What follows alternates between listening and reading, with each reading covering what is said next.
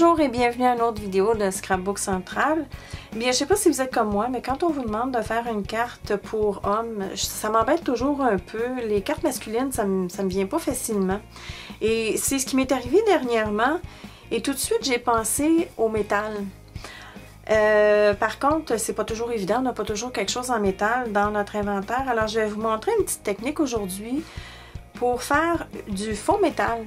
Alors, c'est ce que j'ai fait ici sur la voiture qu'on voit. Et pour ce faire, on va se servir d'une poudre à gaufrage qui s'appelle Ultra Thick Embossing Enamel, qui est communément appelée la UT, et une étampe en caoutchouc. Alors, je vous montre comment faire. Voici les outils dont vous aurez besoin aujourd'hui pour faire la technique de faux métal. Votre tapis résistant à la chaleur, comme celui de Ranger, de l'encre Versamark, un adhésif repositionnable, votre pistolet chauffant, un pot de Ink Gold de Viva Decor de la couleur or, un plateau pour récupérer votre poudre, de la poudre à gaufrage Ultra Thick Embossing Enamel, communément appelée la UT, de couleur noire, une étampe en caoutchouc, et moi j'utilise celle de Tim Holtz qui s'intitule Mini Muse, le numéro CMS 063 de Stampers Anonymous, votre cercle de carton, ainsi qu'une languette de papier de n'importe quelle couleur pour manipuler votre cercle. Alors, ce que je vais faire en tout premier, c'est de mettre un petit peu d'adhésif repositionnable sur le bout de ma languette de papier. Et ensuite, je vais mettre de la poudre dans mon plateau. Et puis, vous pouvez en mettre autant que vous voulez. C'est pas grave parce que vous allez la récupérer tout de suite après. Et je vais prendre également un papier de feuille brouillon. Et je vais enduire de la Versamark partout sur mon cercle. Plus épais vous en mettez, le mieux, le meilleur le résultat vous aurez. Et maintenant, je vais glisser ma languette en dessous, comme ceci, et juste appuyer avec mon doigt. Et je vais passer mon cercle dans la poudre. Maintenant, la beauté du tapis qui résiste à la chaleur, c'est qu'évidemment, on peut chauffer par-dessus. Également, assurez-vous que vous n'avez pas votre tapis de coupe en dessous parce qu'il va définitivement gondoler. Donc, moi, je me suis mis sur ma surface de travail, sur mon bureau. Et je sais que c'est plate quand on regarde la petite poudre fondre, mais je veux vraiment que vous voyez quel effet que ça fait. Je vais même rapprocher pour vous donner un meilleur aperçu. Alors, vous voyez, ça commence à fondre ici. Ça devient transparent. Ce qu'on veut, c'est qu'on veut un morceau le plus lisse possible. Évidemment, on essaie d'aller chercher un effet de faux métal. Donc, le métal, normalement, à moins que vous ayez un métal qui est travaillé, normalement, un métal est lisse. Alors, on essaie d'avoir le plus lisse possible. Et ce que je fais maintenant, je ne fermerai pas mon pistolet. Je vais tout simplement, avec mon morceau le plus chaud possible, tout de suite le tremper dans mon bac de récupération. Et c'est ce qui fait que votre morceau va rester chaud. C'est parce que si vous prenez votre poudre directement de votre pot, vous allez en mettre trop par-dessus. Puis quand vous allez chauffer, croyez-moi, ça va voler partout. Demandez-moi pas pourquoi je le sais. Vous pouvez juste imaginer qu'est-ce qui s'est passé. Je l'ai essayé. Ça marche pas. Faites pas ça. Alors, j'ai ma deuxième couche. Et vous voyez, mon morceau devient encore plus lisse. Et je vais retremper une troisième fois. Bon, maintenant, je pense que je vais en faire une autre couche. Comme vous voyez, il est très beau et très lisse, mais je suis ambitieuse. Je vais faire une dernière couche. Je vais retirer mon plateau parce que j'en ai plus besoin. Et maintenant, je me prépare avec mon étampe. Ce que je vais faire, je vais changer mon pistolet chauffant de main parce que je suis droitière. Et je veux vraiment étamper avec ma main droite. Alors, je vais juste vous montrer qu'est-ce que j'ai ici. Alors, j'ai mon étampe ici, qui attend. Et l'idée, c'est de conserver votre morceau, votre cercle le plus chaud possible pour que quand vous allez mettre l'étampe dans votre morceau embossé, ce soit encore chaud et l'impression va se faire. Vous allez voir, c'est vraiment génial. OK. Alors, je me prépare et voilà. Là, je peux éteindre mon pistolet.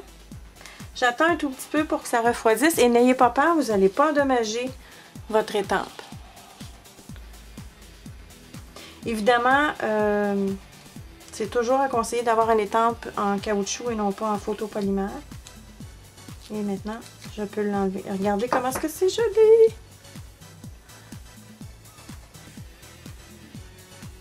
Alors, c'est ce que ça donne. Moi, je l'ai fait en noir parce que c'est l'effet que je voulais, mais imaginez-vous un morceau en doré, en bronze ou en argent, ça serait vraiment, vraiment beau également. Bon, alors, je vais détacher. Évidemment, je vais y aller un peu plus délicatement pour ne pas craquer mon morceau. Et voilà. Tout ce qu'il me reste à faire maintenant, je vais ajouter un peu de Inca Gold sur mon image ici pour faire ressortir mon dessin à l'intérieur, mon étampe. Alors, voici mon Inca Gold de Viva Décor. Et ce que je fais, j'ai juste en mettre une petite quantité sur mon doigt comme c'est ici. Et je vais passer. Vous allez voir, le motif va vraiment ressortir.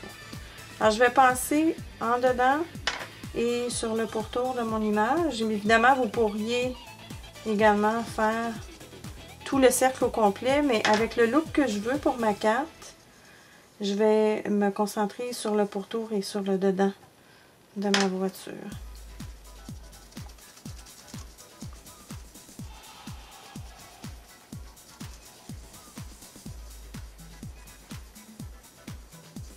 Comme ceci.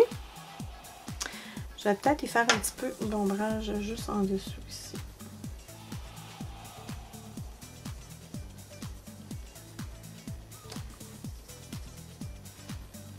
Comme ça. Peut-être même un petit peu sur le côté pour donner l'impression de mouvement.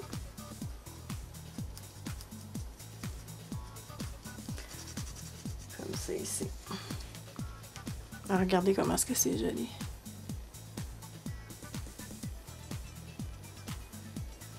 Alors, je vais prendre ce morceau et je vais monter ma carte. Pour créer ma carte, je vais avoir besoin d'un morceau de papier brouillon. Évidemment, notre image en faux métal.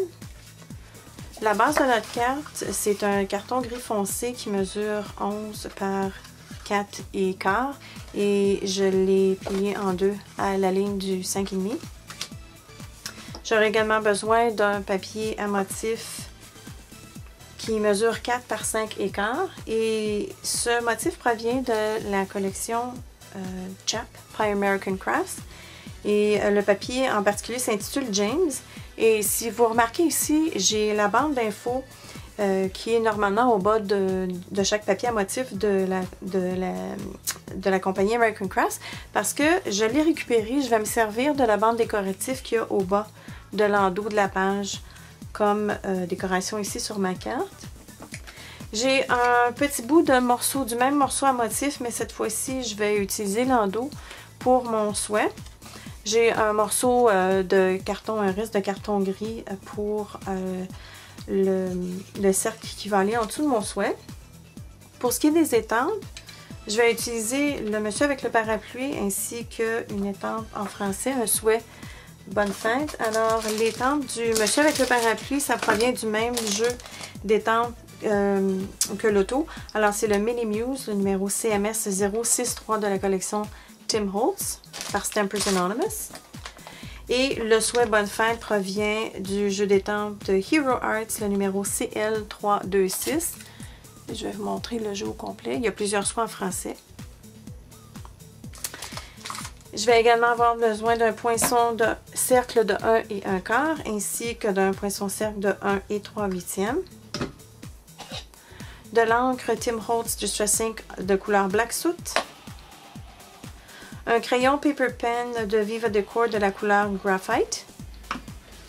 Des points de colle mousse, ainsi que mon adhésif.